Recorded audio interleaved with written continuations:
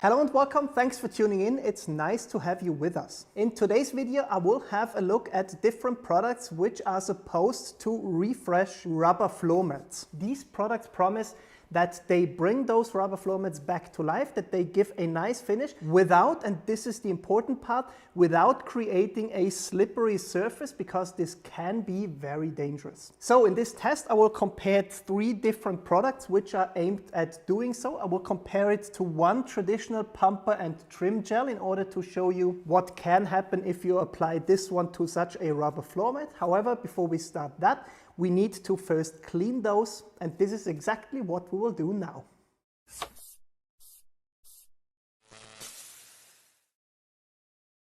So I went outside, even if it's freezing cold here in Switzerland, and I will use now the RRC Bad Boys tire and rubber cleaner in conjunction with a Chemical Guys brush. It's a rather soft one, and I will now clean those dirty floor mats.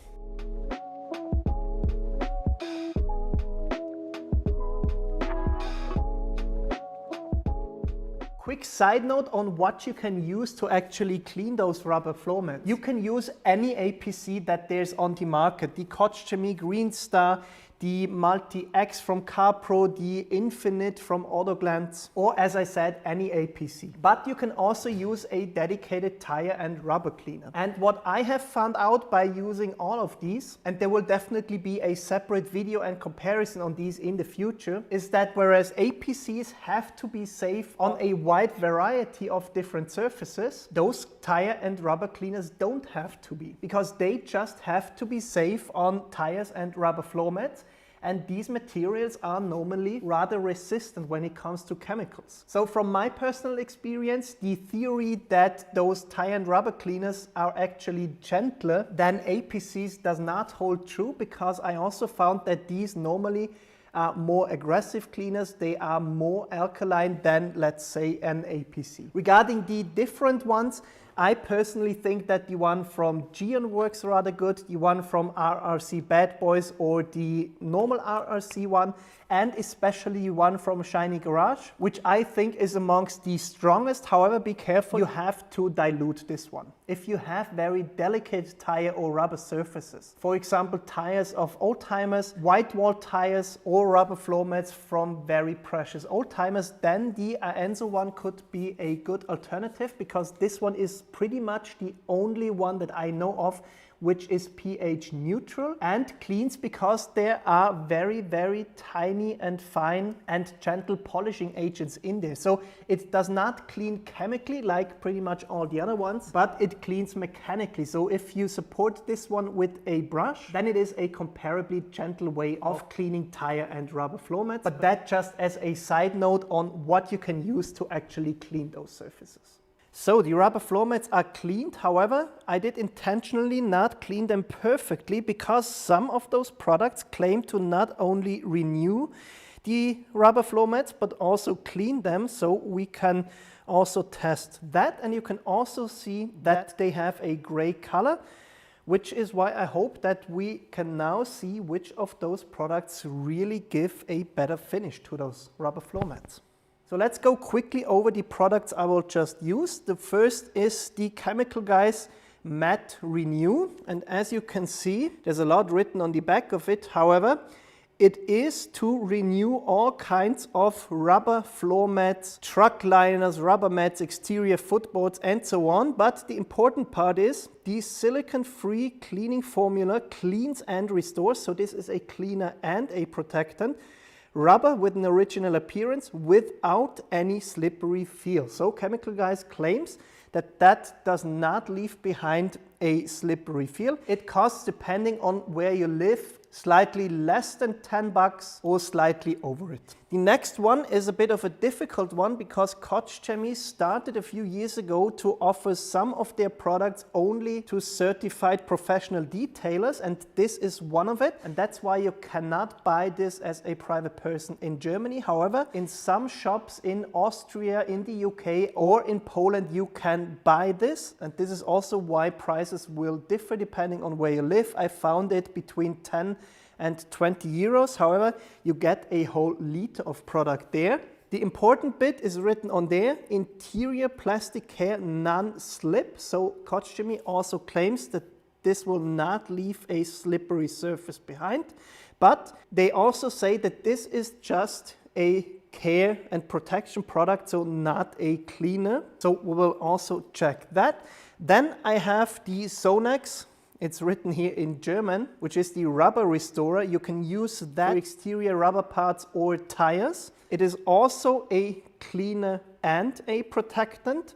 However, what is a bit confusing is that they say you can use it on pretty much anything, also on, this is the German word for rubber floor mats, Fußmatten, but they also write not to use it on pedals and tires of bicycles or motorcycles. So this is already a hint that this might not be as non-slippery as we would like it to be on rubber floor mats, but we will test that. And I will also include a traditional bumper and trim gel from Autoglim. This one you will get between 8 and 10 bucks depending on where you live and where do you get it. But I just wanted to include such a product in order to show you why you should not use such a product if it doesn't say that it creates a non-slippery surface. So let's start with the test. So we start with the application. I will start with the Chemical Guys product. The directions are, you rinse the rubber mats with clean water, then you spray the product directly onto the surface. You use a stiff brush. I will use one from the Chemical Guys themselves in order to clean it. Then again, use clean water to rinse the surface and then wipe the residue off with a clean microfiber towel.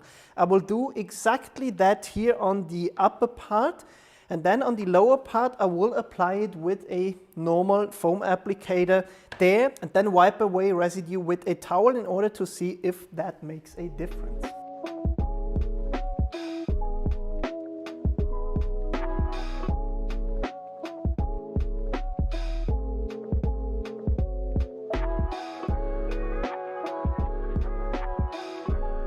So on the other side of the mat, I will use the Sonax Rubber Restorer. Regarding the instruction, it says shake the bottle before use, spray it onto the dry surface, and they only say if you use it on tires, you should go ahead and use a towel afterwards. So what I will do is I will spray it on both of those sections. However, I will then use a towel on the upper one in order to see if that helps its cleaning ability regarding this dirt there is on it. And I will not go ahead and use a towel on the lower section and will just leave it to dry in the air.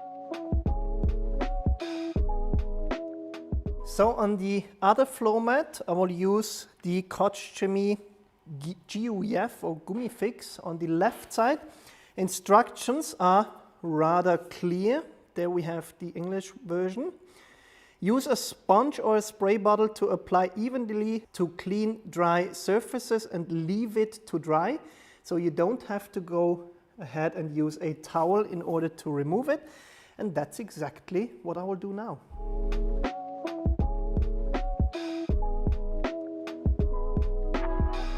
On the right side of this floor mat, I will use the Autoglim bumper and trim gel. If some of you is able to speak Dutch or French, you can maybe translate that for me. I went to the homepage of Autoglim and it's rather easy and simple. You apply it with an applicator and then remove the product residue with a microfiber towel, and that's exactly what I will do now.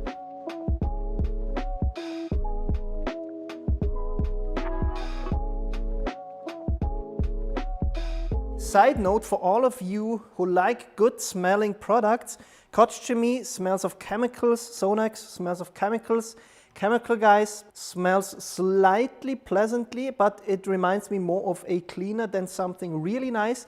And the Autoglim one smells incredibly good. It's, I would say, a fruity, a berry smell, very, very good smelling product. All right, then I will now remove the tape and then we can see how good or bad the restoring effects of those products are.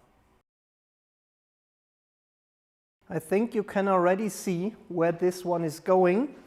So up here, Chemical Guys. In this area, I used it as instructed, meaning clean water, product, scrub, stiff brush, water again, and then a towel. And yes, there are some rests of water there where the tape was. However, it's very, very hard to see any kind of refreshing effect up there when you use it as instructed. I would say it's almost non-existent. Down there, where I applied it pure with an applicator and then used a towel afterwards, I would say yes, there's some refreshing effect.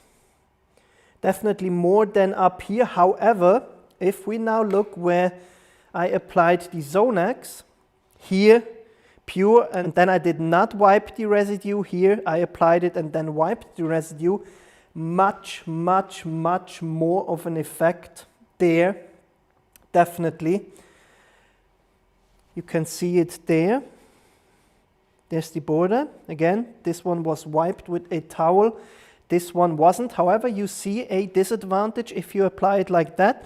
Product had now 10 to 15 minutes and it's still not properly cured and it still didn't completely evaporate on itself after this time.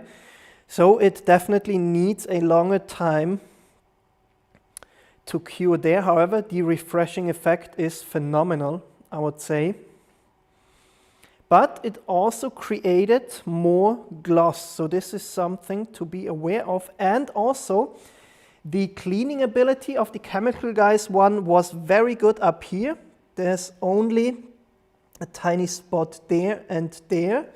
However, the rest looks very good. With the Sonax one, there's more dirt left. However, I personally think that has more to do with the fact that I used the stiff brush there and not necessarily with the product itself.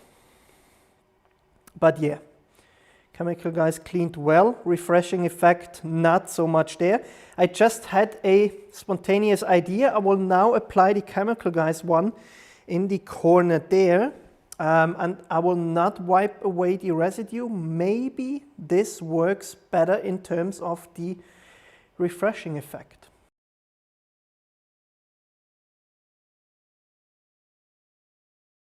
So you can already see that both products had a dramatic effect there. As a reminder, Koch Chemie is on the right, the Autoglim one is on the left. However, I definitely think that the Autoglim created more gloss.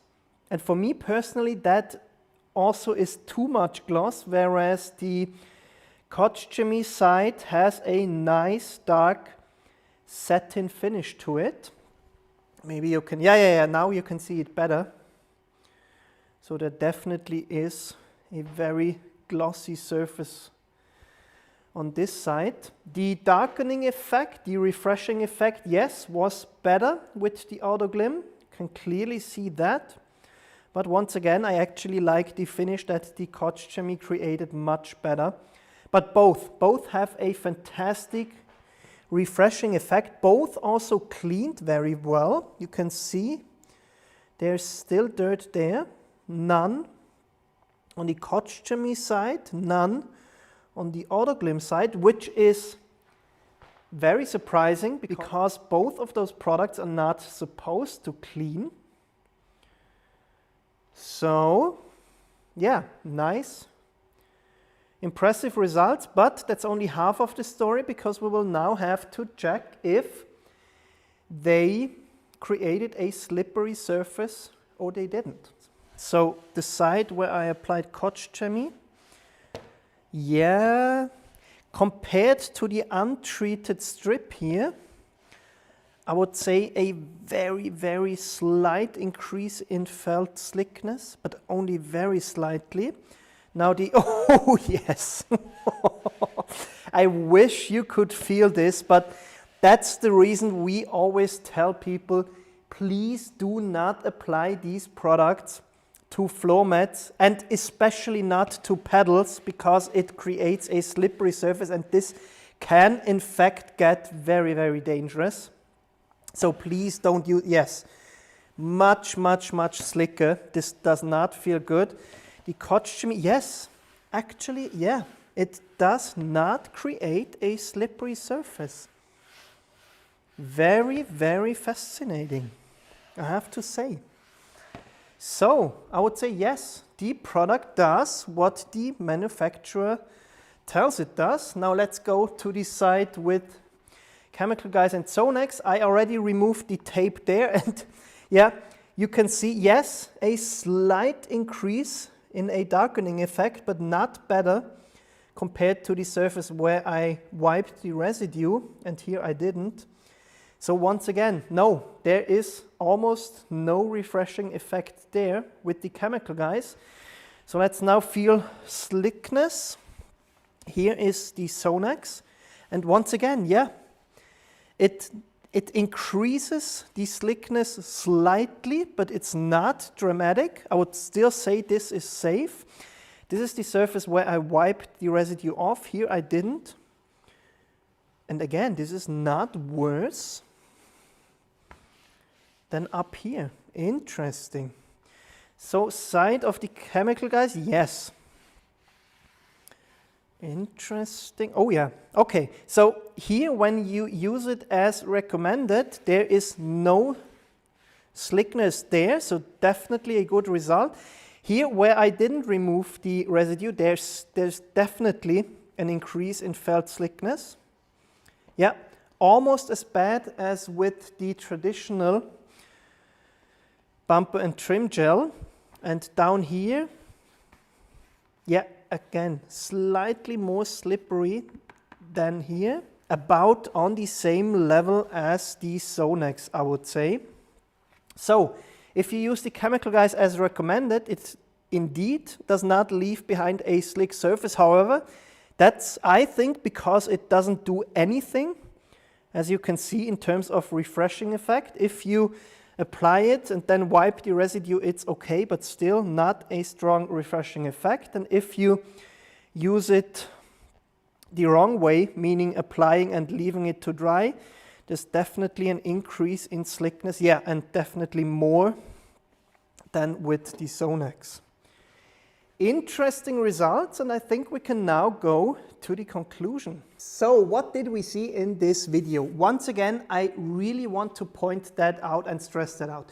Please don't use plastic rejuvenators, bumper and trim gels and similar products on rubber floor mats, and especially not on pedals, because this can lead to dangerous situations when you drive your car. I wanted to show you this. I'm really unhappy that I could actually show it in a way to you that would prove what I said, but please trust me, these create a slippery surface because of the strong rejuvenating effect that they have. So again, don't use these products.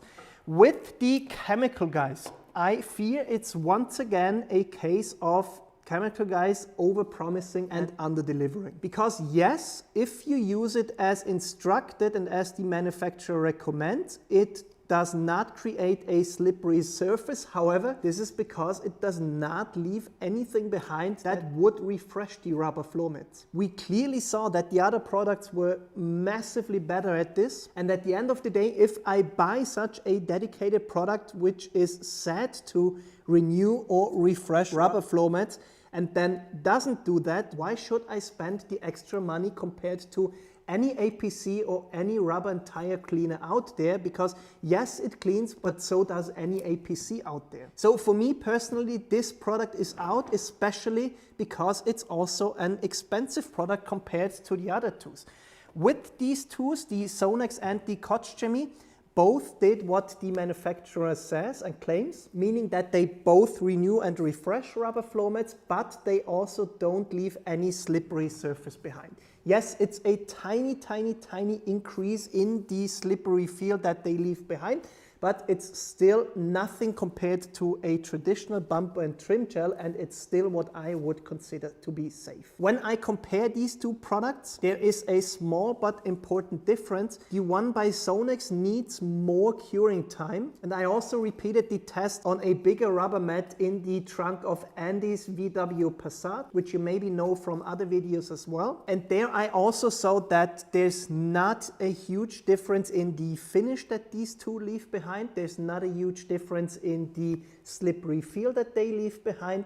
But the Sonax one is a tiny bit harder to apply, because if you apply it like it says on the bottle, meaning you spray it and then leave it to cure, it does not necessarily guarantee a uniform application, which is why I would recommend, if you have this, that you either spray it on there and then use an applicator to properly spread it, or you spray it directly into the applicator and then spread it on those rubber floor mats, because with this you can ensure that you have an uniform application on there. But at the end of the day, I personally think that the Koch Chemie just works a tiny bit better. It is easier to spread. It creates a more uniform, a nice, a satin finish on there, which is why for me personally, this one wins this test. As I said, this is a product that is not readily available to weekend warriors in every country that you may live in. And this really is it for this test. Once again, Chemical Guys I cannot really recommend, because it doesn't do anything in refreshing rubber floor mats if you use it as recommended. If you don't use it as recommended, meaning that you spread it with an applicator and then let it cure, then yes, it does create a tiny bit more of an effect, but it then also creates a slippery surface. And the tiny effect that it creates is nowhere near as strong as with these two products. So it's not only not that good in what it claims that it does, but there's also a higher risk if you use it the wrong way, that you actually end up with a slippery surface, which is, I personally recommend that you go and use the Sonax, or even more so the Koch Chemie. If you like this video, leave us a thumbs up. If you don't like this video, then please go ahead and light up a candle, subscribe to the channel, and I hope to see you next time. Bye!